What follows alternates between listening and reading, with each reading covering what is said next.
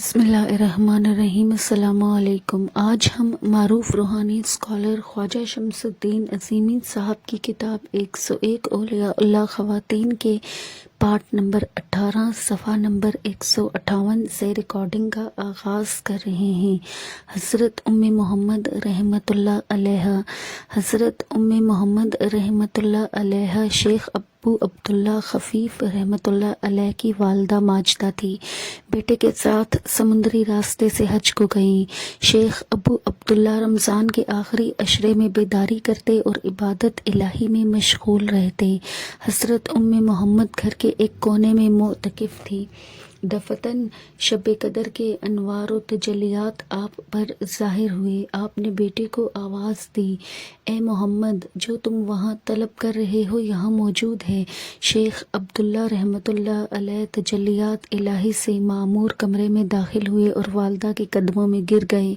حکمت و دانائی، نیک ماں انوار و تجلیات کا عکس ہے۔ حضور اکرم صلی اللہ علیہ وآلہ وسلم نے فرمایا، جنت ماں کے قدموں میں ہے۔ والدین کی شکر گزاری اور احسان مند ہونا سعادت اور نیک ہونے کی علامت ہے۔ بی بی ام علی رحمۃ اللہ علیہ بی بی ام علی رحمۃ اللہ علیہ 3 صدی ہجری میں بہت بڑی عارفہ گزری ہیں۔ مشہور ولی اللہ شیخ احمد خضرویہ رحمۃ اللہ علیہ کی زوجہ محترمہ تھی۔ ان کے والدین بہت مالدار تھے۔ انہوں نے اپنی بیٹی کے لیے بے شمار دولت چھوڑی، لیکن متوکل بیٹی نے اپنے عابد و زاہد شوہر کے ساتھ قناعت کی زندگی اختیار کی۔ آپ کے در سے کوئی سوالی خالی ہاتھ نہیں لوٹتا تھا۔ آپ فرماتی تھی، کامرانی کے مستحق وہی لوگ جو بخیلی اور تنگ دلی جیسے جذبات سے اپنے دل کو پاک رکھتے ہیں۔ اس بات کا شکر ادا کرو کہ اللہ تعالیٰ نے تمہارا ہاتھ دینے والا بنایا ہے اور تم لوگوں میں شریک نہیں ہو جو محتاج اور نادار ہیں۔ رسول اللہ صلی اللہ علیہ وآلہ وسلم کا ارشاد ہے، قیامت کے دن جب کہیں سایہ ہوگا، خدا اپنے اس بندے کو عرش کے نیچے رکھے گا جس نے انتہائی مخفی طریقوں سے اللہ کی راہ میں خرچ کیا ہوگا، یہاں تک کہ بائیں ہاتھ کو خبر نہ ہوگی کہ دائیں ہاتھ نے کیا خرچ کیا ہے۔ بی بی ام علی رحمۃ اللہ علیہ حضرت بایزید بسطامی اور شیخ ابو حفص کی ہم اثر تھی۔ حضرت بایزید فرمایا کرتے تھے، جو شخص تصوف کے میدان میں قدم رکھنا چاہتا ہے اسے چاہیے کہ اپنے اندر ام علی جیسی صفات پیدا کرے۔ شیخ ابو حفص کہتے ہیں کہ میں عورتوں کو حقیر سمجھتا تھا، مگر جب ام علی رحمۃ اللہ علیہ کی باتیں سنی تو مجھے معلوم ہوا کہ اللہ تعالیٰ اپنی معرفت سے جسے چاہتا ہے نواز دیتا ہے۔ اس میں مرد اور عورت کی کوئی تخصیص نہیں۔ حکمت و دانائی، حاجت کا پورا نہ ہونا بے عزت ہونے سے بہتر ہے۔ اللہ تعالیٰ نے بندوں پر انعامات کی بارش کی، لیکن وہ اس کی طرف متوجہ نہیں ہوئے۔ جب بندے پر تکلیف یا پریشانی آتی ہے تو وہ اللہ کی طرف متوجہ ہوتے ہیں۔ اللہ تعالیٰ ان کی دعائیں قبول کرتے ہیں، انہیں آرام پہنچاتے ہیں، لیکن بندے یہی کہتے ہیں کہ یہ کام تو ہم نے اپنی عقل سے کیا ہے، پھر تکلیف میں مبتلا ہو جاتے ہیں۔ اللہ تعالیٰ بندوں کے اوپر پھر رحم فرماتا ہے اور بندے پھر بھی یہی کہتے ہیں کہ یہ کام ہم نے اپنی محنت اور عقل سے کیا ہے۔ مریم بی بی اماں رحمۃ اللہ علیہ مریم بی بی اماں رحمۃ اللہ علیہ نے بابا تاج الدین اولیاء رحمۃ اللہ علیہ سے بے پایاں فیض پایا ہے۔ بابا تاج الدین کے دربار میں آپ کو خصوصی مقام حاصل تھا۔ بابا تاج الدین آپ کو اماں کہہ کر پکارتے اور نہایت شفقت و عنایت فرماتے تھے۔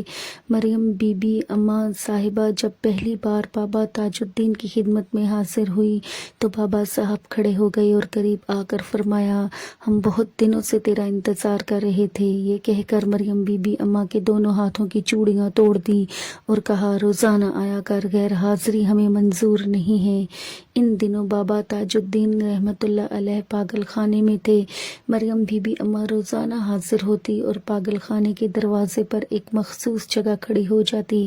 رفتہ رفتہ اماں پر اتنی محویت اور استغراق طاری ہوا کہ کھانے پینے اور وقت کا احساس ختم ہو گیا۔ اس حاضری میں 1 سال گزر گیا اور پھر بابا تاج الدین شکردرہ سے واقع تشریف لے گئے۔ مریم بی بی اما رحمۃ اللہ علیہ بھی واقعی تشریف لے گئی اور پاٹن وانگی میں قیام کیا۔ یہاں بھی روزانہ حاضری آپ کا معمول تھا۔ تقریباً 1 سال تک اسی طرح مریم بی بی اما کی تربیت ہوتی رہی۔ بعد ازاں مریم بی بی اما کے لیے ایک جگہ مقرر کر دی گئی جہاں آپ رونق افروز ہوتی۔ اس طرح واقعی شریف میں ایک چراغ سے دوسرا چراغ روشن ہو گیا اور بابا تاج الدین کا فیض مریم بی بی اما کے ذریعہ جاری ہو گیا۔ بابا صاحب لوگوں کو مریم بی بی اما کے پاس جانے کا حکم دیتے اور لوگ بامراد لوٹتے تھے۔ لوگوں کا کہنا ہے جو بات حضرت بابا تاج الدین اولیاء رحمۃ اللہ علیہ فرماتے تھے وہی بات بھی اما رحمۃ اللہ علیہ فرماتی تھی۔ مریم بی بی اما کی قدر و منزلت کا یہ عالم تھا کہ بابا تاج الدین نے حکم دیا تھا کہ یہاں آنے سے پہلے اما صاحبہ کی خدمت میں حاضری دی جائے۔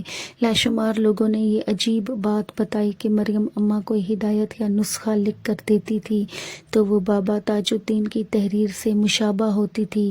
مریم بی بی اما فرماتی ہیں کہ مرشد کریم نے برسوں کا راستہ دنوں میں طے کروا دیا ہے اور سال ہا سال مشقت کا کام آسان کر کے مجھ پر ولایت کا باب کھول دیا ہے۔ ایک روز بابا تاج الدین نے مریم اما کو اپنے ساتھ لیا اور کنہا ندی کے اطراف میں پہنچے۔ ایک ویران جگہ جو جنگلی جانوروں کی گزرگاہ تھی وہاں آپ رک گئے اور مریم بی بی اما کو حکم دیا یہاں بیٹھ جاؤ اور بلا اجازت نہ اٹھنا۔ مریم بی بی اما کچھ کہے سنے بغیر وہاں بیٹھ گئی اور بابا تاج الدین واپس چلے گئے۔ مریم بی بی اما کو وہاں بیٹھے ہوئے 1 ہفتہ گزر گیا۔ ادھر بابا تاج الدین کے خدام اور حاضرین یہ دیکھ کر حیران ہوئے کہ بابا صاحب نے 1 ہفتہ نہ کچھ کھایا نہ کچھ پیا۔ مریم بی بی اما کے ساتھ آپ بھی بھوکے پیاسے رہے۔ بابا تاج الدین کے حکم سے عوام اپنے مسائل کے لیے مریم اما سے رجوع کرتے تھے۔ سورج نکلنے سے پہلے آنے والوں کا سلسلہ شروع ہو جاتا اور رات گئے تک جاری رہتا تھا۔ مریم بی بی اما ہر آنے والے کا مسئلہ نہایت توجہ اور محبت کے ساتھ سنتی اور مسئلے کا حل بتا دیتی تھی۔ حاضرین میں لا علاج مریض بھی ہوتے تھے۔ ایک بار لوگ کسی مریضہ کو لائے جس کے ہاتھ پیر نیلے پڑ گئے تھے اور ہاتھ پیروں کی جان نکل گئی تھی۔ مریم اما نے مریضہ کو دیکھتے ہی فرمایا بچی کے گردے ختم ہو گئے ہیں۔ یہ کہہ کر انہوں نے اپنا انگوٹھا دونوں گردوں کے بیچ میں رکھ کر چابی کی طرح گھمایا۔ اس عمل سے گردوں کا عمل دوبارہ شروع ہو گیا۔ مریضہ کے ٹھنڈے ہاتھ پیروں میں حرارت دوڑ گئی۔ کچھ ہندو ایک مریض کو چارپائی پر ڈال کر بابا تاج الدین کی خدمت میں لائے لیکن بابا صاحب اس وقت موجود نہ تھے۔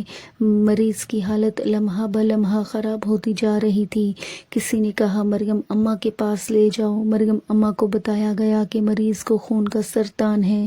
بمبئی کے ڈاکٹروں نے جواب دے دیا ہے۔ یہ سن کر آپ رحمۃ اللہ علیہ انہیں موت اور زیست کی کشمکش میں گرفتار مریض کے قریب پہنچ گئی۔ مریض کی ماں نے آپ کو دیکھ کر دہائی دی بھگوان کے لیے کرپا کرو میرا ایک ہی بچہ ہے۔ مریم بی بی اما رحمۃ اللہ علیہ نے اسے دلاسا دیا اور فضا میں ہاتھ بلند کرتے ہوئے کہا کہ اسے نہیں تجربات سے سیکھتا ہے۔ حکمت و دانائی۔ اگر دل کو یقین کا مقام حاصل ہو جائے تو اللہ مل جاتا ہے۔ مقام حاصل کرنے کے لیے آزمائش ضرور ہوتی ہے، بالکل اس طرح جیسے پہاڑ کی چوٹی پر پہنچتے وقت ٹیلوں سے گزرنا پڑتا ہے۔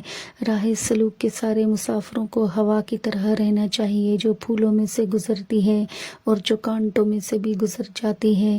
کائنات کی تمام حرکات اللہ کے حکم سے قائم ہیں۔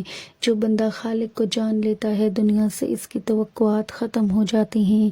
سب سے ترقی یافتہ دور نبی کریم صلی اللہ علیہ وآلہ وسلم کا دور ہے۔ بچوں اور بچیوں پر لازم ہے کہ وہ روحانی تعلیم کے ساتھ دنیاوی فنون میں بھی مہارت حاصل کریں۔ عورت کو خالق کائنات اللہ نے تخلیق کا وسیلہ بنایا ہے۔ ہر مسلمان مرد اور ہر مسلمان عورت پر علم سیکھنا فرض ہے۔ اپنے بچوں کو اچھے اساتذہ سے تعلیم دلوائیں۔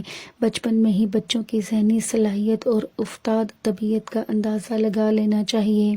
اب صفحہ نمبر 163 پر اختتام ہوا چاہتا ہے۔